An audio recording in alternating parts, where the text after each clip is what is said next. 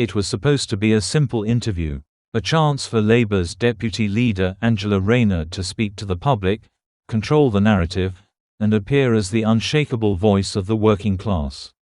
But instead, it turned into a full-blown disaster, a humiliation so loud, so public, that not even Labour's most loyal strategists could spin it away. Because what happened that night wasn't just embarrassing, it was revealing. It was raw, unscripted, and caught on camera for the entire country to witness. This wasn't just about a few hecklers or a tough question. Angela Rayner was booed repeatedly, aggressively, and by a crowd that was meant to listen to her, not turn against her. What happened? Why did it go so wrong? And what does this mean for her, for Keir Starmer, and for the Labour Party going into what might be the most volatile election cycle in decades? Before we break it all down, make sure to subscribe to Precious Update. We cover the stories the mainstream ignores. No sugar-coating, no establishment filters, just raw, unfiltered truth. The interview took place in central Manchester, at what was billed as a live queue and a session with working-class voters. Billed as a community engagement event, it was meant to show Labour's connection with everyday people outside of Westminster. Local residents had been invited to attend. Cameras were rolling, journalists were watching. Rayner walked in confident, grinning, already mid-up. She probably thought she was walking into friendly territory.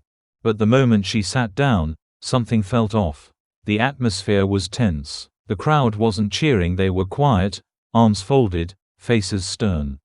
Rayner opened with a familiar line, "We in Labour are proud to be the voice of the people." And that's when it happened. A loud, clear voice from the back, "What people?" Then came another, "Not ours." The moderator tried to move things along, brushing off the interruptions. But Rayner looked rattled. And then, just 5 minutes in, the crowd erupted in boos. Not once, not twice, but multiple times throughout the interview. It was brutal. The first boo came when she blamed austerity and Tory policies for the rise in crime in Manchester. "They've cut our police," she said. "Our youth services have been gutted." But the crowd wasn't buying it. "You were in charge of Manchester Council for years." One woman shouted, "What did you do?" And the booing started again. Then came the real turning point. A man stood up and asked a blunt question: "Why did Labour ignore Lucy Connolly's case? Why haven't you spoken up about it?"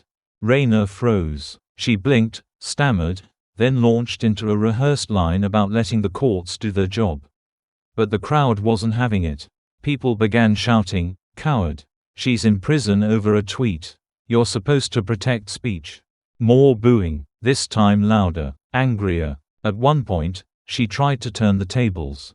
"The real threat to Britain is hate speech and division," she said. But that backfired too. "The real threat is silence from people like you," someone yelled. The moderator stepped in again, trying to cool tensions. But it was no use.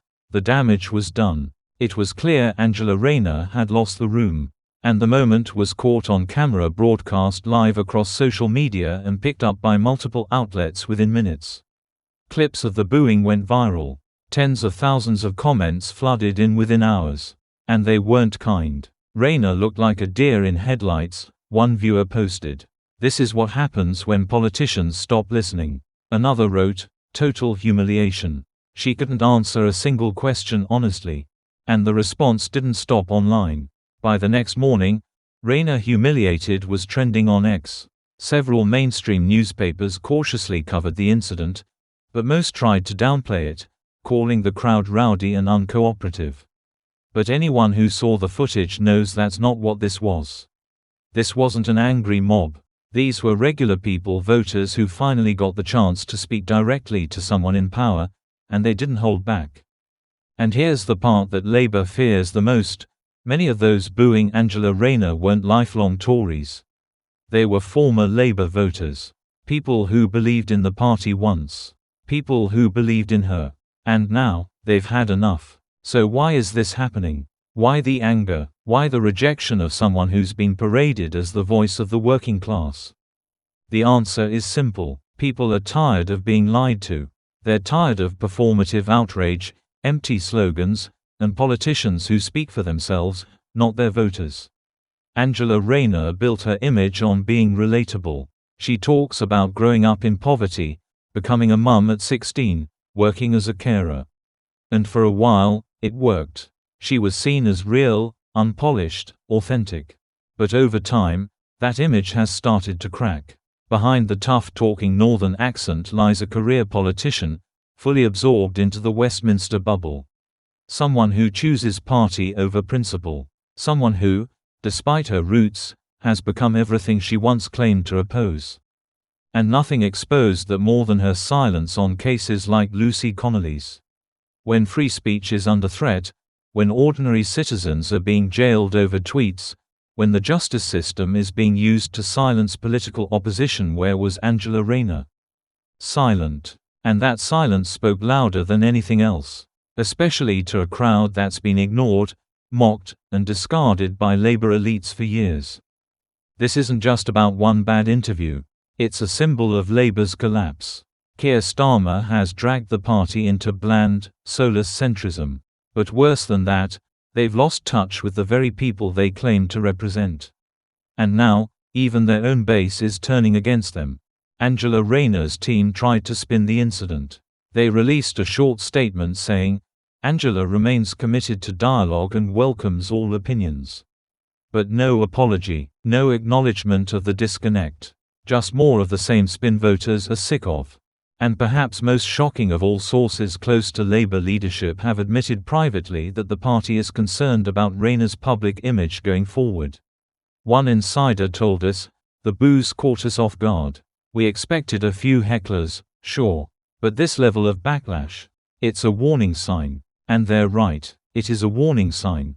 For Rayner, for Starmer, for Labour as a whole. The tide is turning in British politics. The establishment is being exposed. And moments like this, unfiltered, unscripted, and utterly devastating, are cracking the foundation they've built for decades.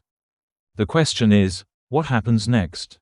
Will Labour double down? Will they silence internal dissent, dismiss public outrage, and pretend this never happened?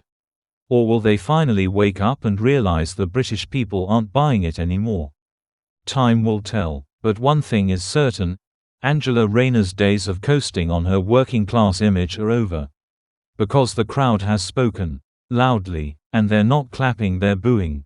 If you want to stay informed and ahead of the narrative, subscribe to Precious Update right now. We'll keep exposing what the media won't. No fluff, no spin, just the raw truth, every time. And remember, in a time of lies, asking questions is revolutionary. Thanks for watching.